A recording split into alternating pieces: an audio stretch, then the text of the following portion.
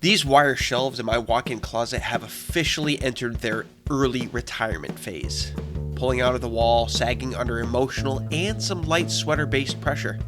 So today, we're taking them down on purpose.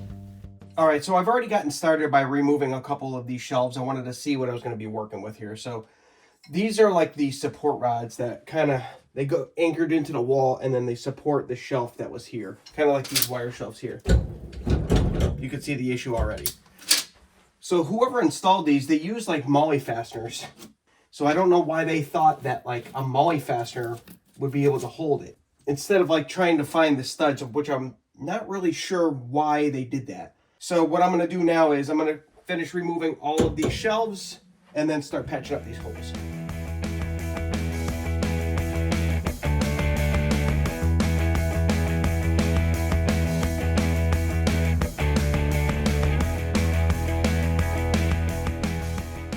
And now it's time for another episode of Just a Tip. All right, here's a quick tip for you. When you're trying to repair holes like this in drywall, you have to make sure that you get all of this loose paper off. Because if you just cover it in mud, it's just going to show up again. So what I do is I use a utility knife like this and just lightly cut a hole around it. Like so. And then pull the paper up from around it. Otherwise, if you just keep pulling the paper, it's just going to get bigger and bigger, and it's just a waste of time. And speaking of utility knives, if you want a recommendation, not paid by Milwaukee, this is just me recommending something. Milwaukee Fastback, this thing is awesome. It's got the blade, it's got the openers, it has a sweet screwdriver with flathead Phillips on it. I recommend it. Link in the description if you want to buy one. Yeah, it's the multi-tool that, majored in cutting corners. All right, well, got all the holes prepped. Time for some spackling. You don't want to see me do the spackling, so let's just fast forward. Spackle's all dry. Now it's time to paint.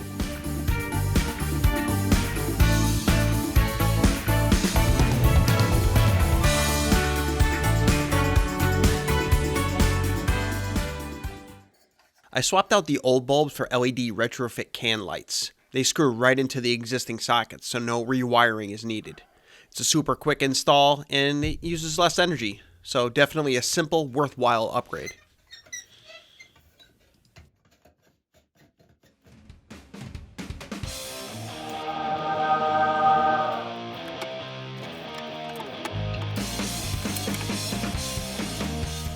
So these hangers I found on Amazon. Shocker, I know. I did look at the big box stores, but the prices didn't compare. These had fantastic reviews. I'll put a link down below if you want to check them out. Finding my studs, they do come with hardware, and they got like the molly fasteners and the drywall anchors, but I'm not using those because you saw what happened last time. We're going to hit some studs. So I'm actually switching out the hardware for 2.5-inch construction screws. I want to hit those studs. The other thing to remember is when you're trying to find your height of how high you want it off the ground, remember, don't go by the top of the bracket because your rod is going to sit in here and your hanger is going to be on here. So you want to calculate that into your measurements. I like having my hanging clothes as low as I can. It's nice and easy to grab, and it leaves you space up top to use. Normally, if your clothes are way up top, you have all that space on the bottom, and I don't like throwing my shoes on the ground and all that stuff because it just doesn't work out well. So we're going to drive these in, make sure we find those studs, and we'll hang these up, no problem. Now we just grab our rods. Again, in this kit that I bought, there's 2 different sizes. There's a shorter one and a longer one. And then they actually give you one that is adjustable. So between those 3, you should be able to find the right size. And then we make that one reach.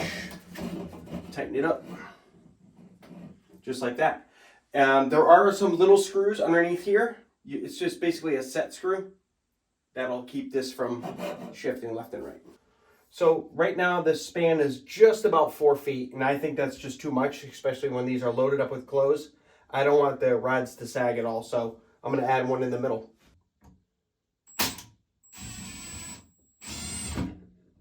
Did not hit a stud. Where is that thing? I found it down here. be over a bit more. All right, where's the stud?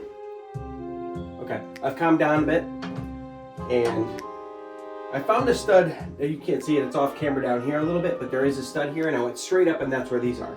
So apparently between the bottom and somewhere in here, it just disappears. But I found another one here and here, which is where they should be on the correct measurements from the other one, 16 on center. That's what I get for assuming, I guess.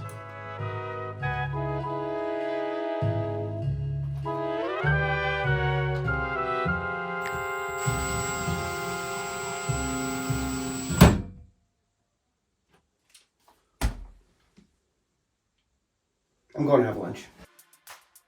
I'm back from lunch. I found a stud. Let's move on.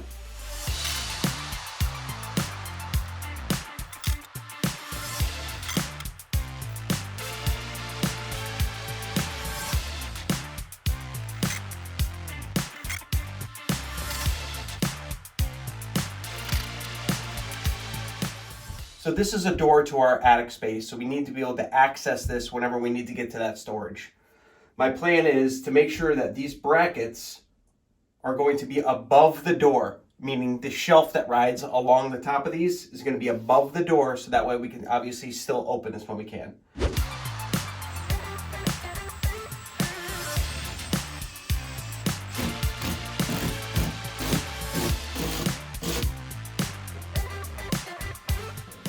All right, now it's time to work on the shelves that will sit on top of the brackets we just installed. I'm using some old 1x12s that I had kicking around. I'm going to resurface these into planer because they're in pretty rough shape. So I'll get a new surface on these. You obviously don't need a planer. You can go right to the big box store and buy a 1x12, 1x10. It really depends on the depth of the brackets that you're using in yours. My brackets are right around 11 inches, so a 1x12, which is actually closer to a 1x11.5, is going to work perfect. So I'm going to get these surfaced and then cut to length. Remember, you don't need a planer. Just go to the store and get it. Let's get going.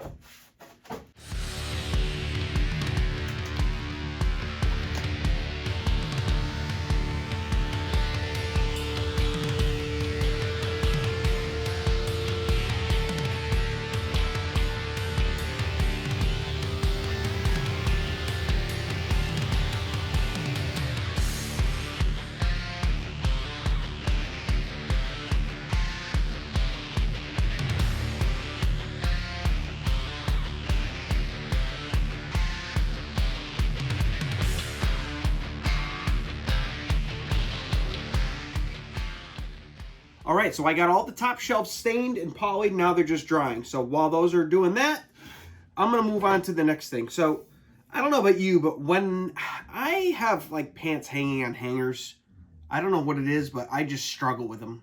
See, check this footage.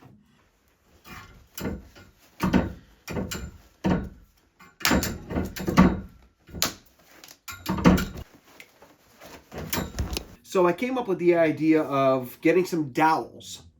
So basically, I'm going to cut these into thirds because I want to see if I can hang the pants from here and just see if that's an easier way. It's just something I've always wanted to try. So I went ahead and grabbed a Forstner bit, 5/8. These are 5/8 dowels. And I started drilling some holes. And when I used the Forstner bit, it's just really loose in here. So I tried a couple of other drill bits that I have that were 5/8 inch, and they're all just like really loose, and for some reason I don't know if it's maybe these aren't exact. I should probably measure these. Let's measure them. 77 1/28. Okay, that's not exactly what I was hoping it would say. And this is definitely smaller than 5/8. So even though they say 5/8 rod, they are not. Anyway, I actually found one of these old plug maker drills, and I tried that. It says it's 5/8, but it's actually smaller. So now it's a snug fit, and that's kind of what I'm going for. So I'm going to get building this. It's probably just easier for me to just show you how it works. So I'm going to go ahead and start working on this, and then we'll see how it goes.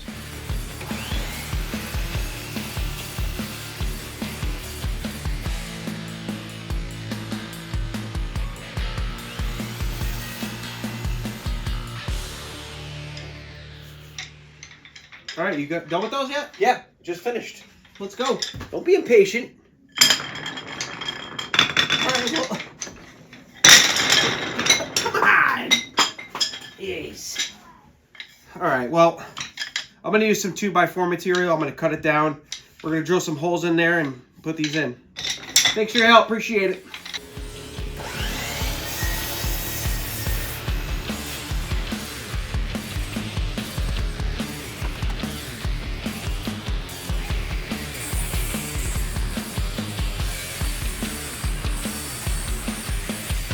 All right, so I took a 2x4 and I cut it down to 1.5 inches by 1.5 inches at 3 feet long. I'm using a router with a roundover bit just to smooth all the corners off so they're not sharp. You don't need a router. All you need is a piece of sandpaper and a block. Just knock these edges down. You'll be good to go.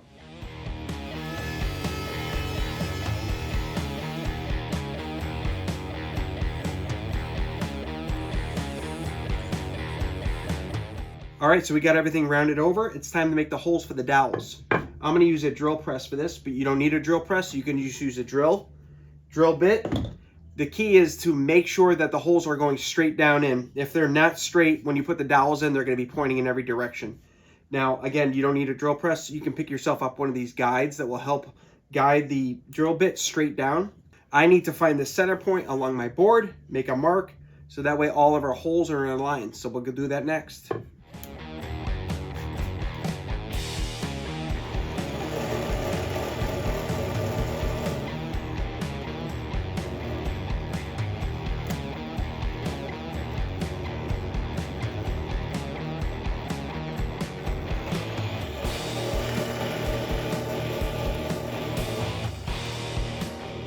We got all the holes drilled for the dowels. Next, I'm going to make some pre-drilled holes for the screws to hit the studs when we put this on the wall.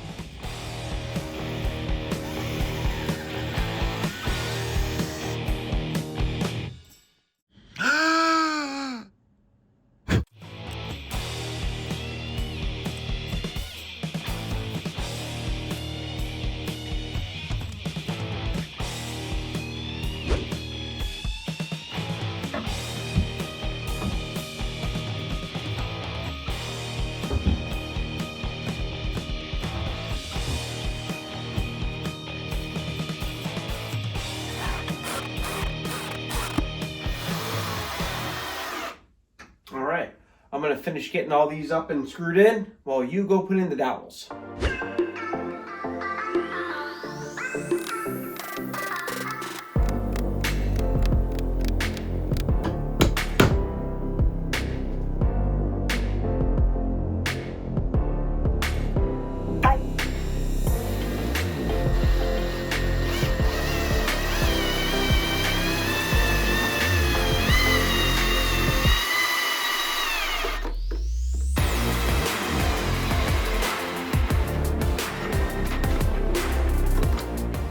Now for this section here, remember this is attic storage and I want to be able to access it.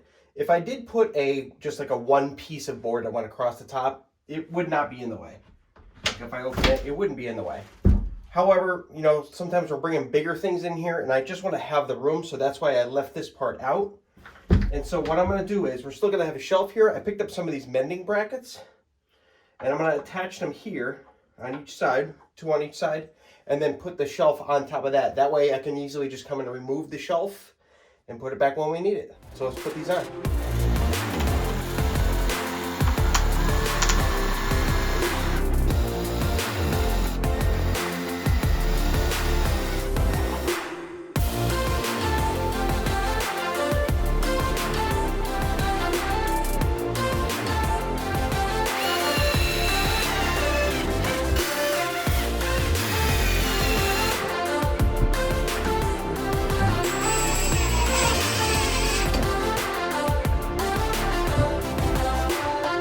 Last shelf going in.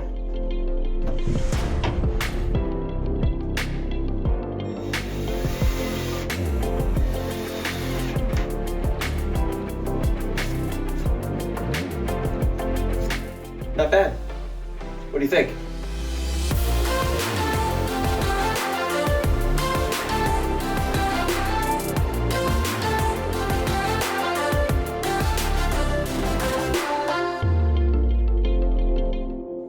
right, well, that wraps up another video. I hope you guys enjoyed it. I think it came out great. I love the fact that I moved all the hanging close to the bottom, which allows for all those shelves on top. And it's just a lot more storage instead of having that dead space at the bottom. So if you guys like the video, definitely give me a thumbs up down there. And, if you want to see more videos that I make, consider subscribing. And, yeah, so don't judge.